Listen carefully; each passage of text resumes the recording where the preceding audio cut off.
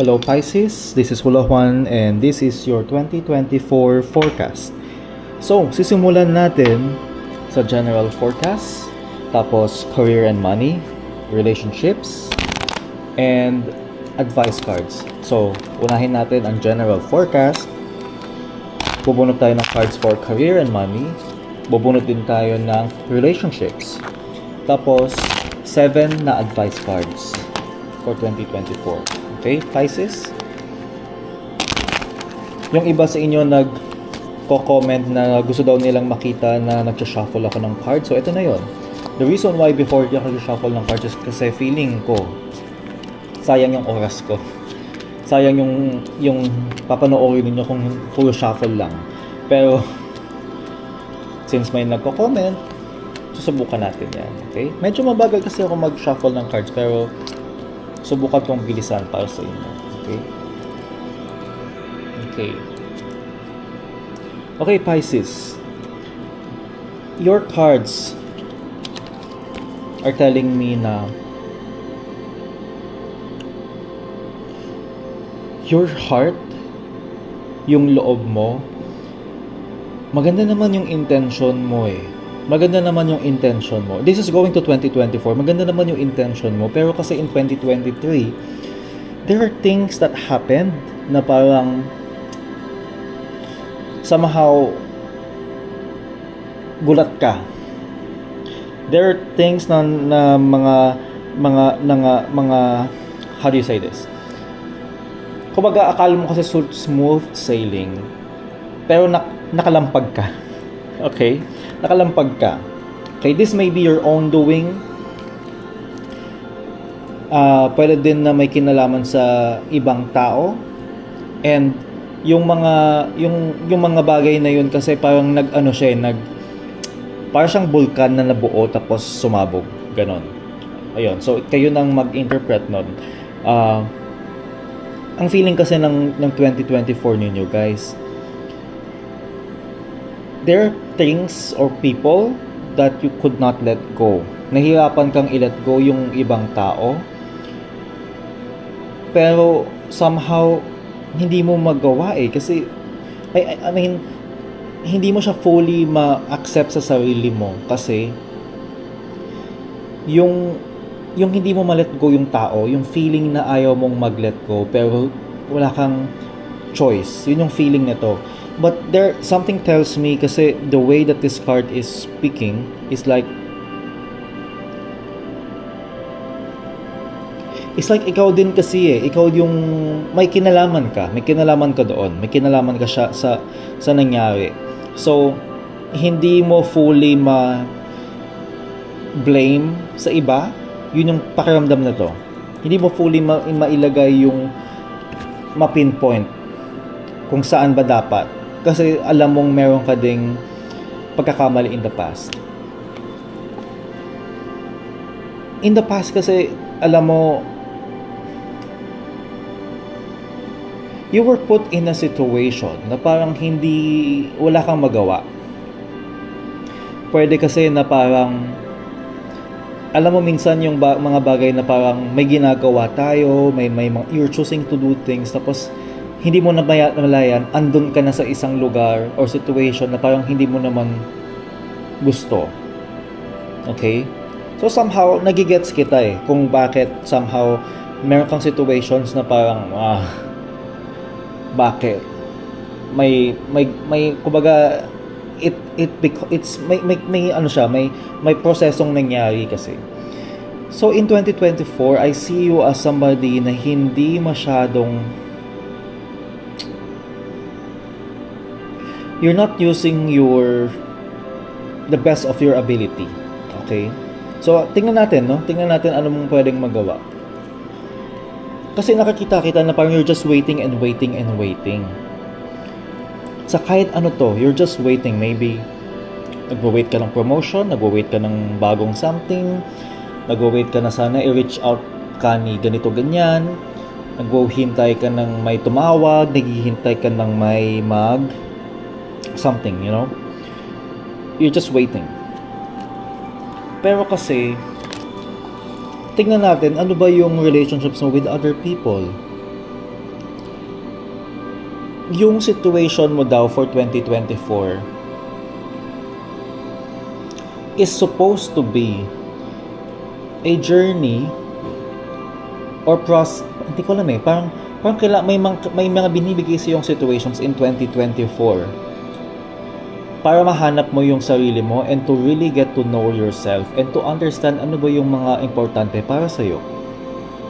Ano ba yung mga makakapagbigay sa'yo ng progress? Ganyan. Pero kung hindi mo daw to hahanapin, kung hindi mo gagawin to, kung pagbubulag-bulagan ka and just be in selfish mode or babaliwalain mo yung mga signs and tulong na binibigay ng universe sa'yo, then that means all the people that are supposed to be there to help you, aalis silang lahat. So, go with the flow of ano ang binibigay ng universe sa'yo and don't react agad. Kung may mga bagay na difficult, look for the answer na nasa loob ninyo. Paano yan? Minsan kasi madali lang magpadala sa galit and sa negative na sinasabi ng utak mo. But focus on the good intentions. Ano ba yung magandang intentions? Minsan kung feeling mo kasi naisahan ka ng ibang tao or feeling mo binisit ka ng ibang tao, ang galing isipin na kasi ganyan kaya gaganti ako at gaganito ako. But if you stick with the good intentions and look at things in a bigger perspective, then you might know, you might understand kung bakit may mga nangyayari. Instead of being selfish, of just sticking with kung ano yung first reaction mo. Okay? Kasi pagka naging hasty ka, pagka hinayaan mo yung sarili mong maging impulsive, hindi mo binubuksan yung ilaw ng loob mo. Kung babaliktarin mo to at bigyan mo to ng ilaw, makikita mo yung totoo na nangyayari. Then makakapag-react ka ng mas maayos, magagawa mo ang lahat ng mga pwedeng gawan ng paraan. Then doon din lalabas ang mga taong makakatulong sa iyo at makakapagbigay ng makakapagbigay ng weapon or ng parang tulong or tools for you. Okay?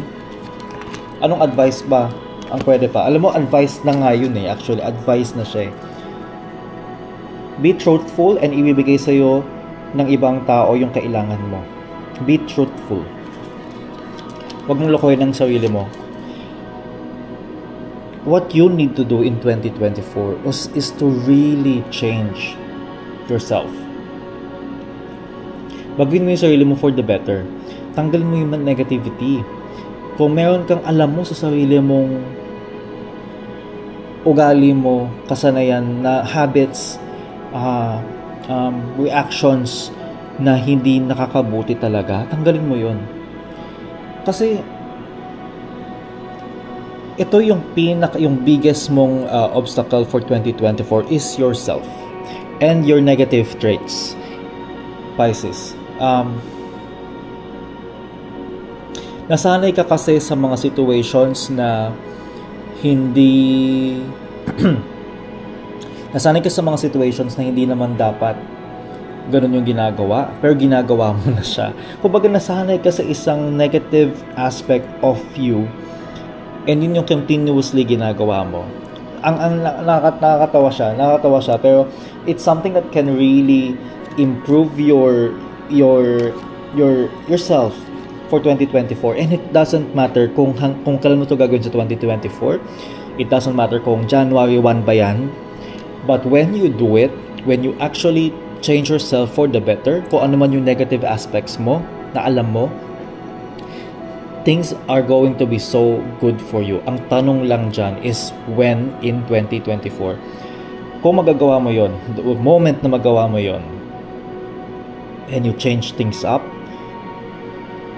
gawin mong tama yung mga mali mo,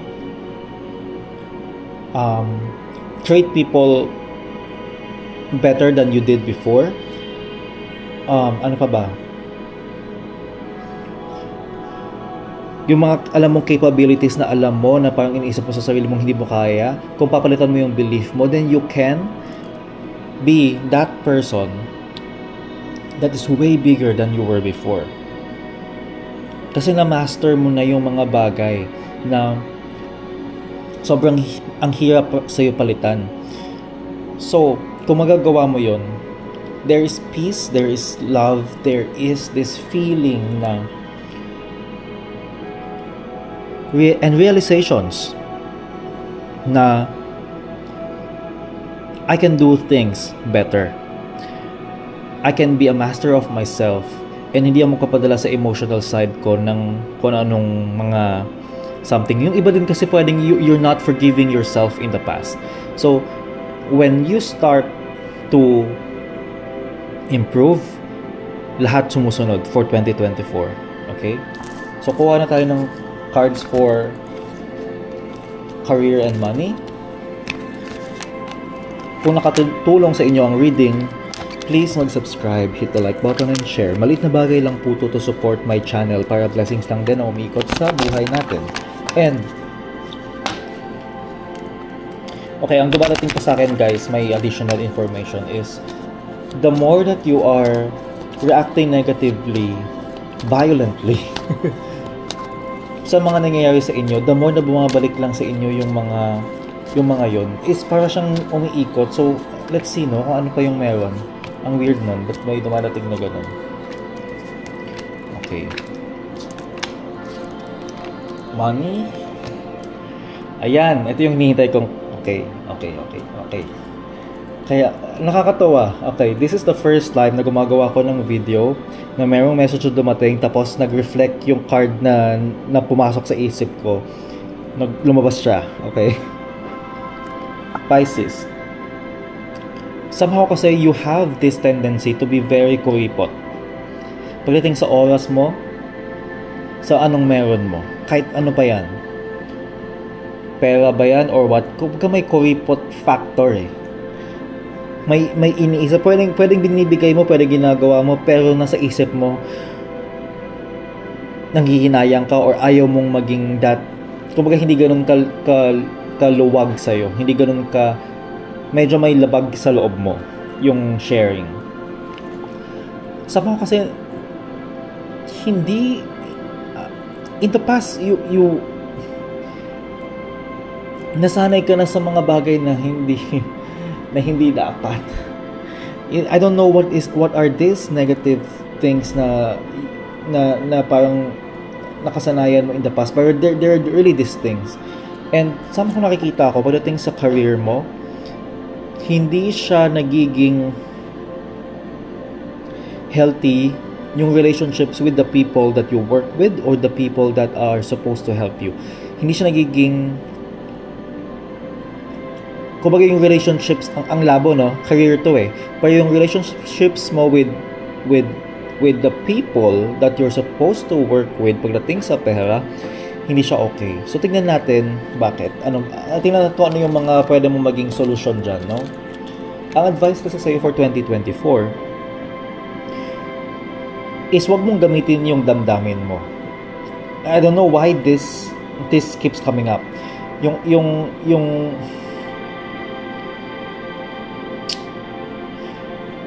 may mga reaction tayo sa work or sa business na somehow nauuna yung emotional side. Kasi somehow, siguro naisip mo yung logical side minsan nag-fail. Ang advice sa'yo is to be more intuitive. Ano yung kutob mo? Okay? Okay. Magkaiba yung naisip mo, magkaiba yung naramdaman mo, pero iba din yung kutob mo. Follow kung ano yung kutob mo. And that will open up new possibilities, new opportunities, plenty of people helping you. Iko-connect ko doon sa nasabi ko kanina na there are things na parang pwede mo pang baguhin is because I think yung mga reactions mo before is based on emotions. So use your intuition more. Ano yung sinasabi sa'yo? Ano yung ano yung minsan, alam mo yung minsan naisip mo ito yung gagawin mo, pero nafe-feel mo ito yung gusto mong, ito yung kailangan mong sabihin at i-bulgar at isigaw. But when it comes to money, kailangan mong maging kailangan mo ding maging makinig doon sa sinasabi ng kutob mo. Okay? So, kuha na tayo ng relationship cards, and it doesn't mean pag relationships, hindi lang to about jowa, date, hindi. This is all about people around you and your relationship sa kanila. So, kuha tayo ng relationship cards.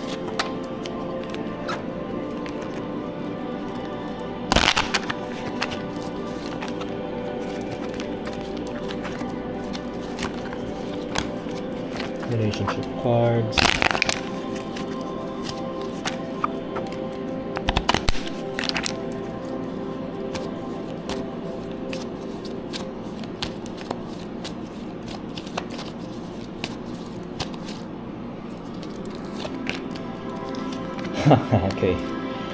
Okay, may mga issues.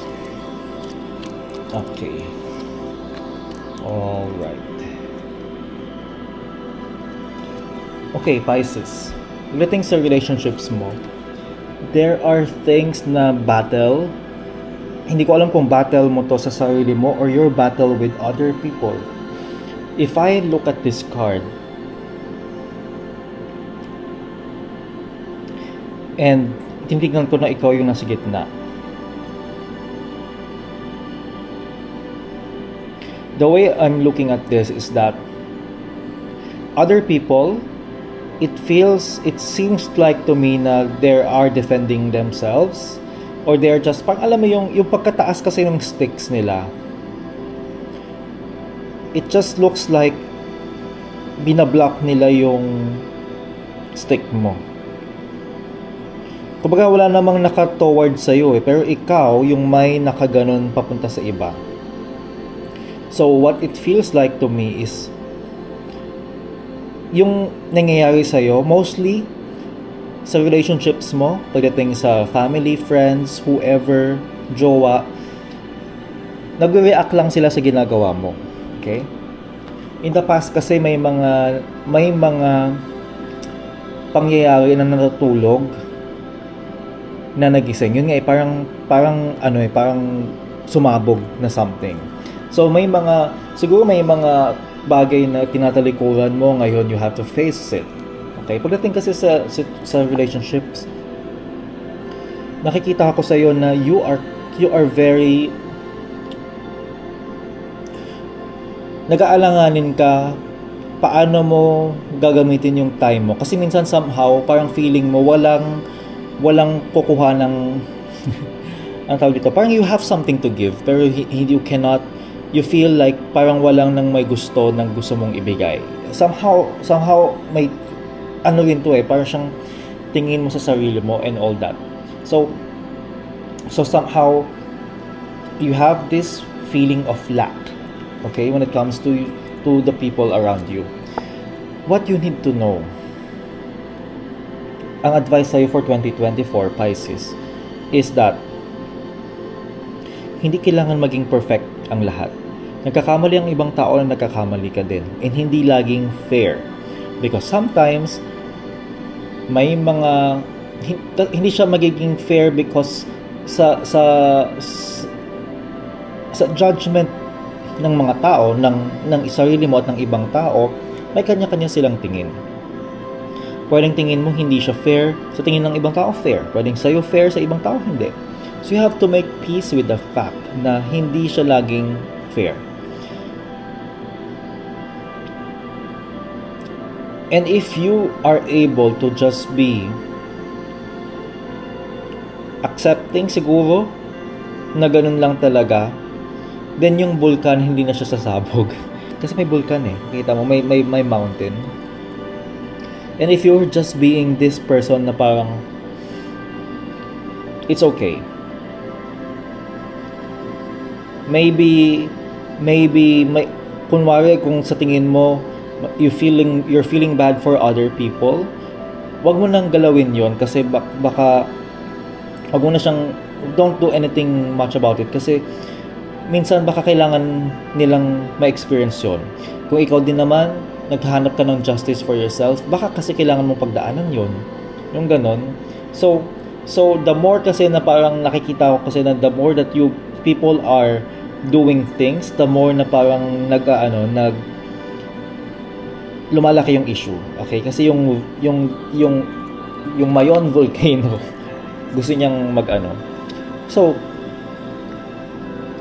kung hindi mo daw kasi i-accept yung kung hindi mo the more that you are instigating violence or galit within your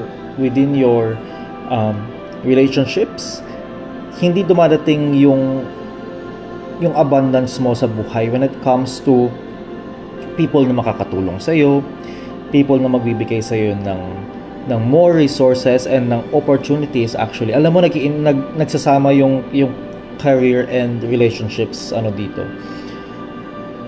So yun, you have to be, just let it be.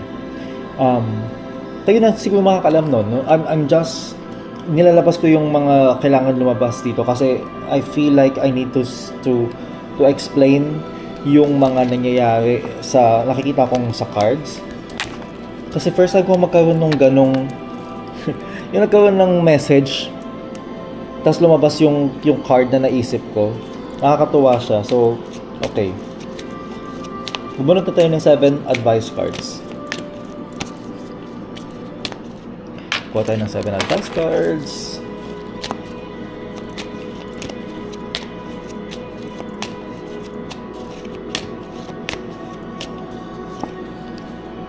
I heal the habit of fear and I embrace the habit of love.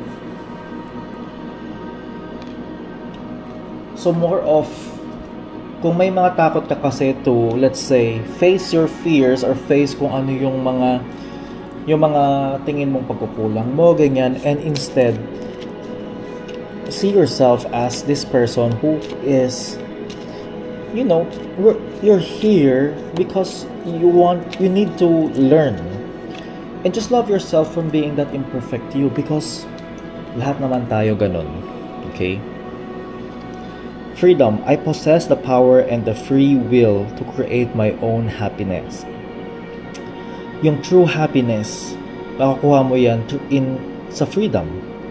Freedom from what? Freedom from worry, freedom from anger, freedom from regret. So, take steps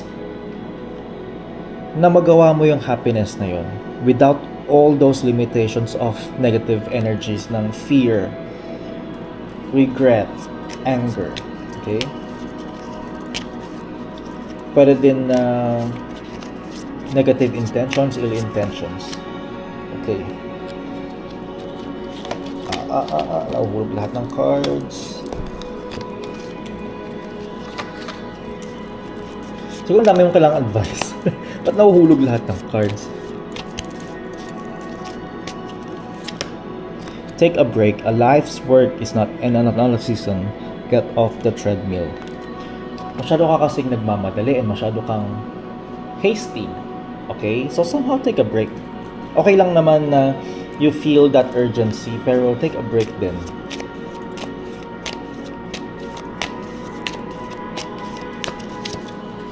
Okay, music. So, go with the music. Alam mo kung if you like singing, dancing, listening to music, gawin mo yon because yun yung magbibigay sa inyo siguro ng calmer state of mind, and use it to really let go of that burden. Okay? Para makapag-isip ka ng mas maayos.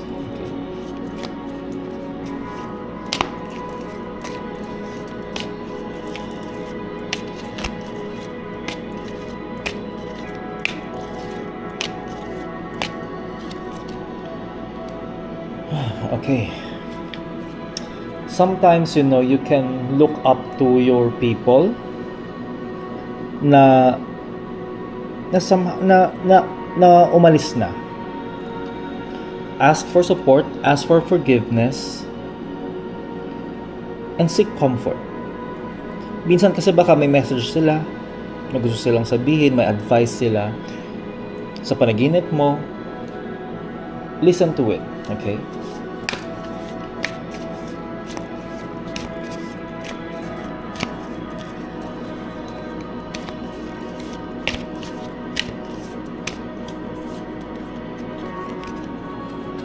Positivity. If you can find even one thing to be grateful for, it will restore you to the light. Please, dear God, let me always feel gratitude for something, even a tiny thing, in even the hardest situations. Minsan may mga may hirap na pangyayari sa'yo and pinagdadaanan mo. Pero look for things that you are grateful for in those things and find the light in there. And not toxic positivity, ha? Hindi yung... Kasi to be able to see the light, you need to be able to recognize yung darkness mo. Kung na-realize mo yung darkness mo, then you will have the capability to turn it into light. Kung paano is because kung nakikita mo yun sa sarili mo, na-realize mo siya na you can change it into something more positive, then mapapalitan mo yung mga yung part of you na kailangan na talaga ng light.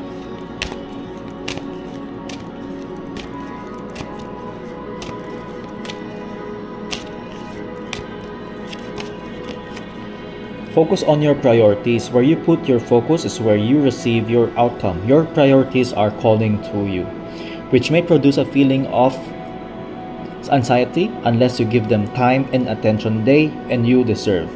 Even a small amount of time devoted to your priorities will help you feel better and more confident. So, ano ba yung isipin mo yung mga bagay na doesn't make you feel better? Isipin mo yung mga bagay na hindi ka nagiging confident. Isipin mo yung mga situation sa buhay mo na parang lumalabas at nagiging issue sa buhay mo, because those it's the universe's way, in yung way ng energy to tell you kung ano yung kailangan mo nang i-focus, ano yung hoy, kailangan mo na tong pansinin. Kaya yun binibigay sa'yo because yun yung kailangan mo nang pansinin. So, focus mo din yung pag lumabas yun, may something na parang nabuwisit ka, masama pa din ang loob mo. It's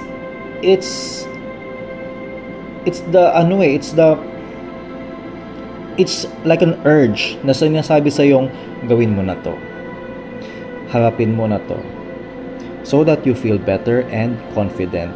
Okay? So, kung yan ang forecast mo for this month, subscribe to Hula Juan para every month may abangan kang forecast for your sign. Always remember na sa lahat ng gagawin mong desisyon, dapat mabuti ang iyong intention. See you sa next reading, Pisces.